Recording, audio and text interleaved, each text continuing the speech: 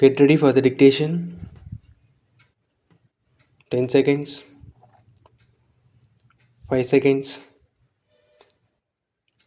start.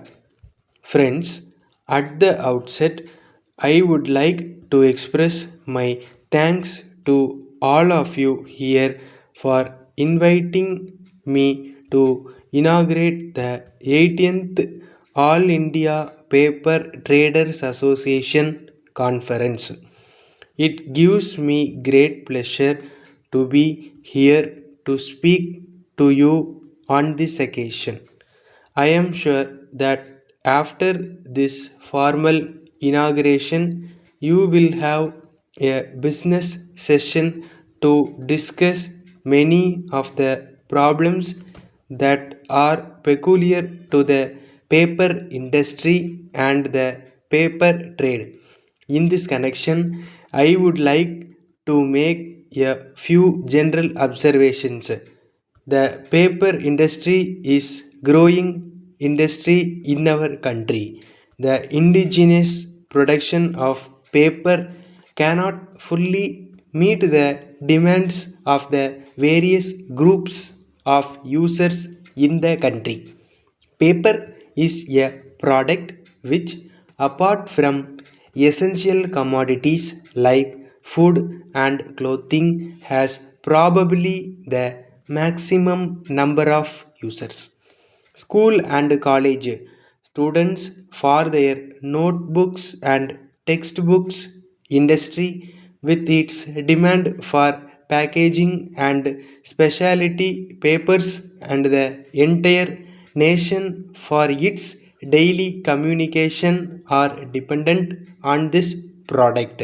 The nature of the commodity that you trade in therefore gives an unique status on your trade and places upon you a special responsibility in the context of holding the price line, increasing the availability to the consumer, etc. The student community should not suffer on account of short supply and they depend on you. In 1974, there was an acute shortage of white printing paper in the country and a production control order was issued to make available white printing paper to the educational institutions and government. By this, 30% of production of printing paper of selected mills has been set apart for educational purposes. But this is only a small percentage of just a select variety of paper and leaves the major share of paper and paper products for trading. It is in respect of this major share of paper that you have to be vigilant and by holding the price line help the government to contain inflationary tendencies. It is quite usual in the case of products that are in short supply that the distribution is controlled by a few and artificial trading conditions are created to the disadvantage of the consumer. I am sure this occasion will ensure that such practices do not occur. In certain situations, the trade has to take the initiative to change the habit of the consumer to reorient the industry. I am talking about handmade paper. This paper is made in small quantities in the cottage industries sector, but to that limited extent, it provides employment in the rural and urban areas.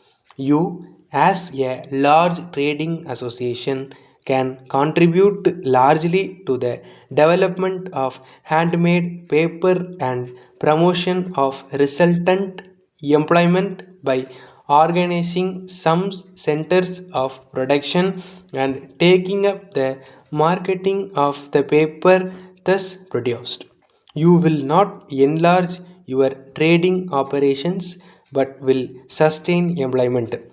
This is an example I am giving you of the kind role you can play. Letter dated 25th September 1978 from the President, Fertilizers Consumers Association, West Main Street, Tanjavur, to the Secretary to the Government of Tamil Nadu, Department of Agriculture, Fort St. George, Madras 9.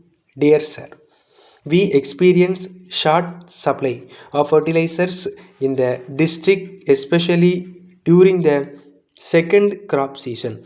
The cooperative societies express their inability to help us in the matter. Whenever we inquire, they say that manufacturers are not in a position to send the supplies to them. Moreover, small farmers are not able to get their required quantity of fertilizers on credit, as the big landlords are in a position to make on the spot payment. There are circumstances when surplus quantity is available with big landlords. Small farmers have to pay excess money to get fertilizers. This society is formed to cater to the needs of small farmers whose holdings do not exceed 5 acres, and majority of our members belong to the scheduled caste and backward community. Therefore, we are confident that the government will do their best in the ensuring prompt and timely supply of fertilizer to the cooperative societies and liberalize credit facilities. Hoping to hear from you. Yours faithfully.